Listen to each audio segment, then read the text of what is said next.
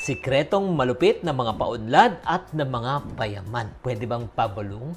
Yeah, boy. Mga friendship, alam nyo ba mga sikretong malupit na mga taong payaman at the same time paunlad? Kung gusto nyo malaman ng secret, you got to watch this video. Videos that will make you wealthy and debt-free.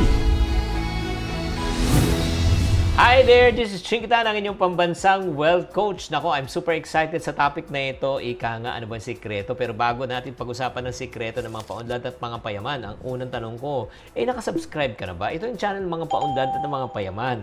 Kaya kung hindi pa kayo nakasubscribe, ano pa ginagawa mo? Subscribe na, click the bell button, sama na natin ang all.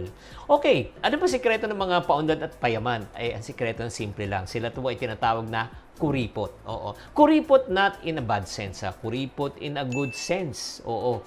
Ang tanong ba, meron bang kuripot in a good sense? Yun po. Kaya nga pag-uusapan natin to. Kaya nga, kung kayo po ay isang taong medyo matipid. Oo. Ika nga, ang tawag po namin yan, kasi siguro walang proper word for Filipino, no? Pero in English, in our English language, we call it frugal, frugality. Yung mga wais ba pagdating sa pera.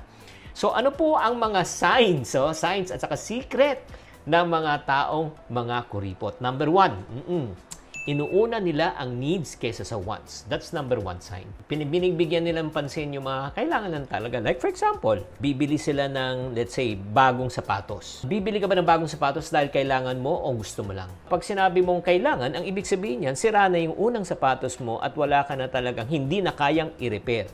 Kasi ngayon po ang mentality po ng karamihan ng mga tao, pag luma, upgrade. Pero kami pong mga kuripot. Ganun mindset namin.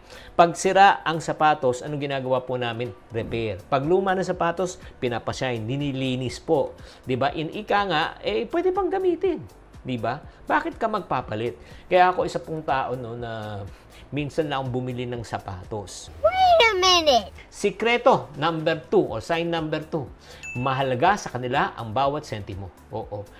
Hindi po nila binabaliwala yung mga barya-barya. Alam mo, parang sinasabi nga ni Mike Enriquez, hindi ka namin tatantanan. Minsan, natatawa nga yung mga ibang kaibigan ko. Pag nakakita ako ng, let's say, 25 o piso sa kalsada, alam mo ginagawa ko? Pinupulot ko. Grabe naman, bariyan na nga, Chinky. Papatulan mo pa talagang, hirap na hirap ka. Alam mo, hindi ko makalimutan ang mga friendship. Itong turo ng nanay ko, anak, pag walang piso, walang sandaan. Pag walang sandaan, walang libo. Pag walang libo, walang daan libo. Pag walang daan libo, walang milyon. Kung hindi ka marunong magpahalaga ng piso, huwag kang aasa na ikaw ay yaman at maging milyonaryo. Diba? Tama ba? Kung tama, kung you agree na tama, type tama in the comment section. Secret number 3 na po tayo na mga kuripot, paunlad at payaman. Ayaw nila sa mga mamahaling bagay. Okay, let me clarify. Walang masama na bumili ng mga brands at mamamahaling bagay, lalo na kung carry mo. When you say carry, kayang-kaya mo. Siguro kung kinikita mo 1 milyon, bibili ka ng worth na 10,000 pesos, baliwala. Pero kung ang kinikita mo naman friendship ay 15,000, ang bibili mo 10,000 pesos worth, medyo sandali lang. Mataas yung presyo na yan, di ba? Na huwag kang lalagpas sa budget mo. Di ba? So in other words, kailangan maging wise ka. Okay. Secret number 4, mga taong kuripot, paunlad at mga payaman, hindi sila nangungutang. Yes, hindi sila nangungutang para bilhin nila ang mga gamit na hindi naman nila kailangan para pasayahin yung mga taong kinainisan nila at kinaingitan nila. Di ba? Kung sila naman ang mangungutang, alam mo ang gagawin nila? Mangungutang nila para ipang negosyo. Hindi para pambili ng luho. Hindi para patunayan sa ibang tao na kaya din nila. Secret number 5 of ng mga kuripot at mga paunlad at payaman. They stick to their budget. Kung ano ang kanilang kaya, di ba? Yun ang ginagastos nila. In other words, in English again, they act their wage. When you say act their wage, kung ang sweldo nila pang minimum, ang gastusin nila, diskarte nila, galawan nila, pang minimum din. Kasi may problema kasi may mga ibang tao. Aminin lang po natin, just as some people make enough money to live comfortably, but they want to live extravagantly. English yan English. Kaya nga po, wag po tayo lalagpas sa ating budget para hindi po tayo magkaproblema.